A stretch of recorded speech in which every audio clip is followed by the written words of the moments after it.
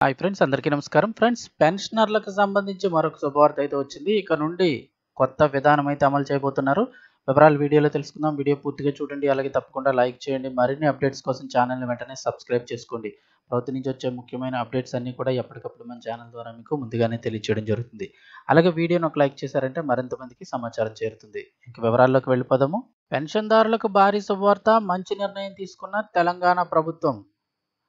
తెలంగాణ ప్రభుత్వం పెన్షనర్లకు సంబంధించి కొత్త నిర్ణయాలు అయితే తీసుకుంటోంది. తద్వారా పెన్షన్దారులకు మేలు చేసేలాగా ముందడుగులు వేస్తోంది. ఈ క్రమంలో తాజాగా తీసుకున్న నిర్ణయానికి మంచి రెస్పాన్స్ వస్తుంది. ఆ నిర్ణయం ఏంటో ఒకసారి అయితే తెలుసుకుందాము. తెలంగాణలో కాంగ్రెస్ ప్రభుత్వం భారీ ఎత్తున పెన్షన్లు ఇస్తుంది. ఇక ప్రతి నెల లబ్ధిదారులు పెన్షన్లు పొందుతున్నారు. అయితే పెన్షన్లు ఇచ్చేటప్పుడు చాలా మంది కొన్ని సమస్యలు ఎదురవుతున్నాయి.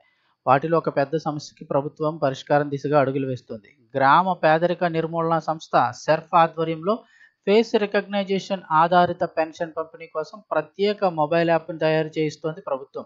దీని ద్వారా పెన్షన్ ఇచ్చేటప్పుడు వేలిముద్రతో పని లేకుండా ముఖాన్ని ఈ యాప్ గుర్తిస్తుంది. దాంతో పని వెంటనే అయిపోతుందని చెప్తున్నారు. ఈ కొత్త విధానం మే లేదా జూన్ నుంచి అయితే అమల్లోకి రానుంది. సాధారణంగా వయసు పెరిగినప్పుడు వేళ్లు ముడతలు పడిపోతాయి. దాంతో వేళ్లపై ఉండే గీతలను ఫింగర్ ప్రింట్ స్కానర్లు అయితే గుర్తించలేవు. ఈ సమస్యతో చాలా మంది వృద్ధులు ఇబ్బంది పడుతున్నారు. వేలిముద్రలు సరిగ్గా నమోదు కాకపోవడంతో పెన్షన్ చెల్లింపుల్లో సమస్యలు ఎదురవుతున్నాయి. ఈ సమస్యను అధిగమించేందుకు ప్రభుత్వం నిర్ణయం తీసుకుందంటున్నారు. తెలంగాణలో ప్రస్తుతం వివిధ కేటగిరీల కింద 42,96,000 మందికి పైగా పెన్షన్దారులు ఉన్నారు. వారందరికీ కూడా నెల నెలా పెన్షన్ వస్తుంది.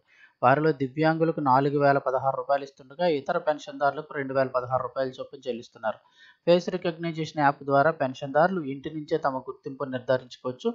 దీంతో బ్యాంకులు లేదా కార్యాలయాలకు వెళ్లాల్సిన అవసరం కూడా తగ్గుతుంది అంటున్నారు. ఇక సెర్ఫ్ టీమ్ తయారు చేసే యాప్లో సెల్ఫీ తీసి అప్లోడ్ చేస్తారు. దాంతో ఆ సెల్ఫీని యాప్ గుర్తిస్తుంది, లబ్ధిదారులుగా చెబుతుంది. దీంతో పెన్షన్ దాదాపు ప్రక్రియ పూర్తవుతుంది. ఇది వృద్ధులకు మరింత సౌలభ్యాన్ని కల్పిస్తుందంటున్నారు. వెంటనే పెన్షన్ పొందగలరు. తద్వారా పెన్షన్ కోసం ఇక టెన్షన్ పడే అవకాశం ఉండదు. అయితే టెక్నాలజీ కొత్తదేమీ కాదు. ఇప్పటికే రాష్ట్రంలోని కొన్ని రంగాల్లో విజయవంతంగా పరీక్షించారు. ఉదాహరణకు గతంలో ఎన్నికల సందర్భంగా ఓటర్ గుర్తింపు కోసం ఫేస్ రికగ్నైజేషన్ను పైలట్ ప్రాజెక్టుకు ఉపయోగించారు. ఇప్పుడు ఈ టెక్నాలజీని పెన్షన్ పంపిణీకి విస్తరించడం ద్వారా ప్రభుత్వం డిజిటల్ టెక్నాలజీని మరింతగా వినియోగిస్తుంది అనుకోవచ్చు. ఈ విధానం వృద్ధులకు సౌకర్యవంతంగా ఉండడం కాకుండా పెన్షన్ చెల్లింపుల్లో పారదర్శకతను అలాగే ఖచ్చితత్వాన్ని కూడా మెరుగుపరుస్తుందని అధికారులు భావిస్తున్నారు. ఇది మే లేదా జూన్ నుంచి అయితే అమల్లోకి రానుంది.